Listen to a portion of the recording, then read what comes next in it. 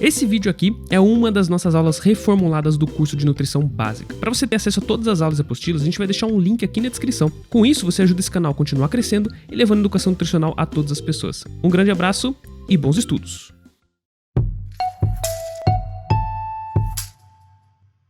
Nessa sessão, pessoal, nós vamos tratar a respeito de um assunto muito importante para você que está começando a estudar o tema nutrição, que é o trato gastrointestinal. Então, agora a gente vai acabar discutindo e vamos acabar vendo sobre todos os aspectos do trato gastrointestinal. E eu vou admitir que você é um aluno que ainda nunca tem ouvido falar sobre esse tema antes. Então, eu vou começar desde a base, tá? Eu vou estar disponibilizando para vocês uma apostila de anatomia básica. Aqui, obviamente, vamos tratar mais da anatomia e fisiologia do trato gastrointestinal. Mas se você que quer se aprofundar um pouco mais no tema, eu vou estar disponibilizando uma apostila completa de anatomia aqui, que é ideal para alunos do curso da área da saúde. Não é nada muito aprofundado, mas te dá uma base muito boa. E eu também vou começar a falar aqui sobre a anatomia básica do nosso sistema gastrointestinal. Afinal, no decorrer do curso, eu vou acabar citando algumas partes, algumas regiões, alguns compartimentos do corpo que vocês precisam saber do que se tratam, não é mesmo? Então, vamos começar.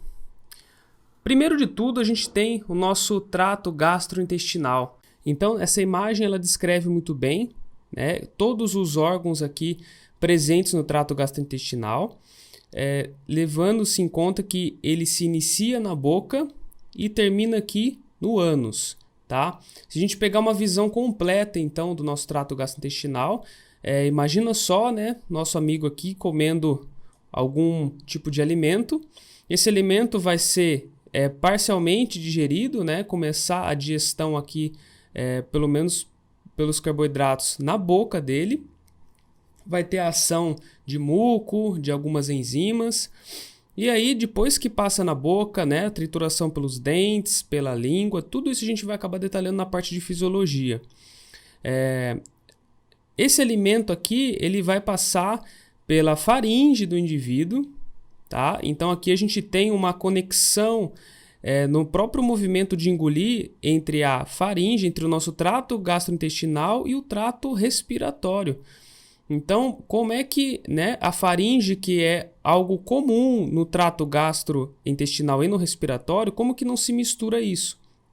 Porque quando a gente engole, a gente não vai, por exemplo, não toma o caminho da laringe, da traqueia, e daí vai para os pulmões e para o trato respiratório. Por conta de um movimento muito bem orquestrado, aqui por uma musculatura lisa, que desempenha seu papel muito bem, e principalmente, né, dentre a musculatura que a gente está tratando, a epiglote. Então, na epiglote aqui, você vai ver que ela faz esse movimento ao engolir, ao ato de engolir, não deixando que o alimento prossiga para as vias respiratórias. Por isso que quem tem disfagia, quem tem uma certa dificuldade, né, por algum motivo neurológico, por exemplo, um AVC, existe um prejuízo neurológico aqui, a pessoa ela perde um pouco da sincronicidade de todos esses movimentos, de todos esses músculos funcionando. E isso pode ocasionar, pode levar ao alimento ir nas vias aéreas, que é tudo que a pessoa não quer, podendo até dar um quadro de pneumonia. Bom, então a nossa digestão começa aqui, né? Como a gente tinha falado, pela boca. Então, depois da boca, estou falando só as partes principais, a gente já vai detalhar, tá bom? Da boca vai ter faringe, aí depois da faringe vai para o esôfago. E o esôfago é toda essa porção aqui. E, né, que a gente vai ver que não existe nenhuma digestão aqui em específico. O que existe é uma condução do alimento até o nosso querido estômago, que fica logo aqui. Na entrada do nosso estômago existe uma musculatura em formato anelar, que podemos chamar de cárdia ou esfíncter gastroesofágico inferior. E essa musculatura que controla as porções de alimento do esôfago para o estômago. Se existe algum tipo de relaxamento nessa musculatura aqui, aí a gente tem a volta do conteúdo do estômago para o esôfago. Temos o refluxo, né? Aquele conteúdo ácido que está no estômago, porque o estômago é preparado para sustentar, né, todo esse nível, esse pH baixo, mas o esôfago não. Então, se esse alimento volta, o esôfago, o indivíduo vai sentir realmente uma queimação muito forte. Ou se o próprio indivíduo tem uma gastrite aqui, né? Enfim, não vem ao caso. Bom, e então, temos aqui o nosso estômago. Depois do nosso estômago, o alimento ele já vai ser direcionado. Existe outra aqui, musculatura na saída do estômago. Essa outra musculatura responsável pelo controle de conteúdo do estômago, que vai ser passado para a primeira porção do intestino delgado, do duodeno. Então, esse aqui é o esfíncter gastroduodenal, que sai do estômago, tá? E nesse esfíncter gastroduodenal, depois esse alimento vai para a primeira porção do intestino, que é o duodeno, tá? Aí a gente já tem a ação da próprio suco pancreático, da bile, né? Aqui a gente tem o nosso fígado, a gente tem a nossa vesícula biliar, os ductos biliares aqui também, o nosso querido pâncreas aqui, que está parecendo uma parte de uma cenoura aqui, né? Desenhado. Então temos todos esses órgãos anexos aqui funcionando juntos. Já vou explicar para vocês o que cada um faz, qual seria o papel principal de cada um também. E só para a gente entender aqui, pois é a anatomia, né? A gente entender as estruturas. Então a primeira estrutura é o duodeno. Depois do duodeno vem o jejuno e por fim o íleo, certo? E daí a gente entra aqui no nosso cólon, que é o nosso intestino grosso. Já não é mais intestino delgado, é intestino grosso, tá? Então no cólon a gente tem o cécum, a gente tem o cólon ascendente, o cólon transverso, o cólon descendente, o sigmoide, né? Essa imagem não está tão legal de ver, mas tem o cólon, a curvinha dele aqui é o sigmoide, daí a gente tem o reto e o ânus, tá joia? E esse rabinho aqui, né? É o apêndice vermiforme, aquilo que a gente já não, né, com a nossa microbiota intestinal presente no colo, isso já não tem tanta função assim pro humano, a não ser dar um pouquinho de dor de cabeça se ele infeccionar. Bom, então basicamente a gente tem todo esse segmento aqui, eu falei bem por cima porque a gente vai começar a detalhar ele agora. Então olha só, para vocês fixarem bem eu vou estar sempre repetindo, tá bom? Aqui na nossa boca, começa a digestão aqui, a gente tem glândulas aqui fazendo o papel de secretar, principalmente muco e algumas enzimas também, tá? E essas glândulas aqui, juntamente com a língua, com os dentes, vão começar a umedecer o alimento, vão começar a fazer parte da digestão desse alimento. E aí esse alimento vai ser direcionado através de toda aquela ação da musculatura bem orquestrada que eu citei para vocês, para o esôfago, que vai, através de movimentos peristálticos, é uma musculatura o esôfago, então ele vai fazer movimentos peristálticos conduzindo todo o seu alimento até o estômago, a primeira porção do estômago, passando assim por aquela válvula que eu falei para vocês, que a gente chama, é uma musculatura em formato anelar, chamado de esfíncter gastroesofágico inferior ou cárdia, que vai controlar a passagem do alimento do esôfago para o estômago. Ao adentrar o estômago, o alimento, né, ele vai ser conduzido até a porção inferior. Aqui existe vários movimentos de mistura do estômago, tá? Isso não fica parado, estático. O estômago está constantemente se mexendo, fazendo movimentos de mistura para ajudar na própria digestão, principalmente digestão de proteínas, que também vamos citar, tá? E depois, obviamente, que todo esse alimento aqui vai ser passado para o duodeno, para a primeira porção do intestino delgado, né? Lembrando que aqui a gente tem o fígado também fazendo a ação dele, a gente tem o pâncreas, então a primeira porção aqui do intestino delgado seria o duodeno, mais ou menos o meio da porção do intestino delgado seria o jejuno, e depois no finalzinho a gente tem o íleo, tá joia? E saindo do intestino delgado a gente tem o intestino grosso, que a gente chama a primeira porção dele o cécum, aqui a gente tem o apêndice vermiforme, o colo ascendente, o colo transverso, o colo descendente, tudo isso é cólon, tá? Intestino grosso também é chamado de cólon. Então a gente tem aqui colo ascendente, colo transverso, cólon descendente, sigmoide, reto e o ânus. E aí sim a gente tem aqui uma ação de uma musculatura que é voluntária para a expulsão do conteúdo fecal que foi digerido já, tá? Que começou na boca, o processo de digestão, e que terminou aqui no ânus, tá bom?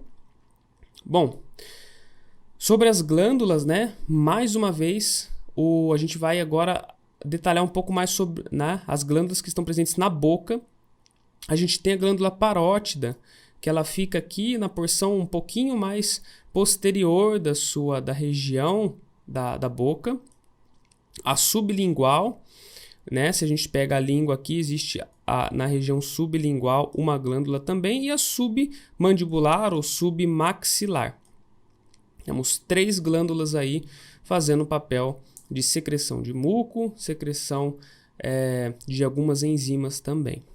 E a língua, né, com o seu próprio papel de mistura do alimento, ajudando os dentes na trituração e também fazendo toda uma comunicação com o sistema nervoso através de algumas células sensitivas também, que sentem o sabor dos alimentos. Bom, e por aí vai, a gente vai acabar detalhando isso mais para frente na parte de fisiologia.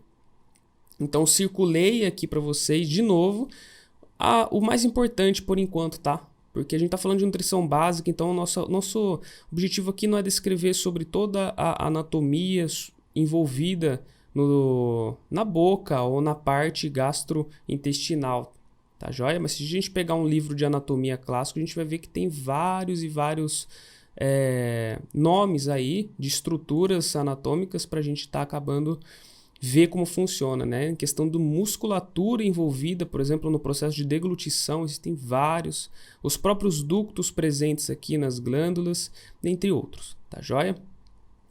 E aqui no nosso estômago é a mesma coisa, eu falei deles para vocês, falei aqui do próprio píloro, né, ou esfíncter gastro-duodenal, eu falei aqui também da cardia, o esfíncter gastroesofágico inferior. E aqui também o próprio estômago, ele tem essa, né, parece um feijão, e ele tem as estruturas dele, né, que é o fundo, o corpo, a curvatura maior e a curvatura menor, tá? A gente vê por aqui, curvatura maior e menor. Legal para quem sabe anatomia, isso daí, para saber até a posição que ele se encontra, né? Se você pega um estômago sem estar anexo ali no corpo humano, você entende a porção, né, aonde que ele se encaixaria perfeitamente. E aqui a região antropilórica, né? Por causa dessa válvula, desse esfíncter aqui, que é o píloro. Tá joia? O piloro.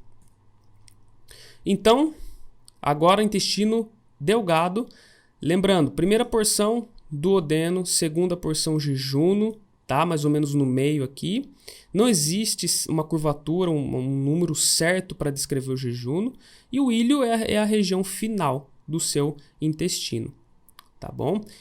O intestino delgado, que é onde vai acontecer a maior parte dos processos absortivos, de absorção de nutrientes, de assimilação de nutrientes, de algumas quebras dos próprios nutrientes nas menores partículas para a posterior absorção, tá? Porque já no intestino grosso, no cólon, né, a gente já não tem isso. A gente já tem menos absorção, tem alguma síntese de nutrientes, a gente vai acabar vendo aqui, mas é menos, tá? Geralmente aqui o seco são algumas vitaminas, principalmente água, retenção de água, dentre outras coisas. Então, aqui a gente tem o colo ascendente, transverso descendente, sigmoide, tá? É só para a gente saber a porção que ele se encontra posicionado anatomicamente em nós desta forma, tá? Que aqui do apêndice, que a gente já havia citado, o seco e o colo é aqui dando origem ao colo ascendente, tá bom? Finalzinho aqui do intestino delgado, se vocês puderam notar, tá joia? Aqui só não está anotado sobre aquele esfíncter, um esfíncter chamado de ilho secal, que também está presente aqui, tá? E da mesma forma que existe o esfíncter, então, do esôfago para o seu estômago, do seu estômago para o duodeno, que é a primeira porção do intestino delgado, e agora no final do intestino delgado para o intestino grosso também existe uma musculaturazinha ali presente, tá? Um esfíncter fazendo controle do conteúdo. Tá bom? A gente vai entender realmente a função da necessidade de todas essas musculaturas que controlam a passagem dos alimentos, até pela interação do nosso sistema gastrointestinal com o nosso sistema nervoso central também. Mensagens que são transmitidas e tal. Então, aqui a gente também tem, né, como órgãos fazendo parte da digestão, o nosso fígado. O que é importante a gente saber é que a gente tem a nossa vesícula biliar. Da vesícula biliar existem vários ductos, tá? Um que sai do fígado, da própria produção de bile, que leva para a vesícula, que ela não produz nada, ela só armazena. E daí um ducto, que é um ducto comum, que vai encontrar tanto a parte que vem do fígado, a parte que vai ser direcionada para perto do pâncreas ali, na porção duodenal. Enfim, são as estruturas, né? Ductos são os que conduzem essa secreção, né? Essa bile para o destino dela. Tá joia? Que é o que a gente vai acabar explicando em fisiologia. Não se preocupem com as funções. Aqui é só para saber os nomes, tá? A gente está dando nome aos bois. O nosso estômago aqui, bonitão. E o nosso pâncreas também, né? A cabeça do pâncreas aqui, a cauda dele. Então a gente tem ele também aqui presente, tudo juntinho ali no final do estômago, no piloro, tudo ali ajudando. A gente vai ver que cada parte dessa é responsável para o processo de digestão e absorção de nutrientes. Então, resumão para vocês aqui, repetir bastante para vocês, para fixarem bem sobre essa matéria, que é muito importante porque a gente vai acabar discutindo nessa sessão sobre todos os aspectos do trato gastrointestinal. Espero que vocês tenham gostado e até a próxima aula.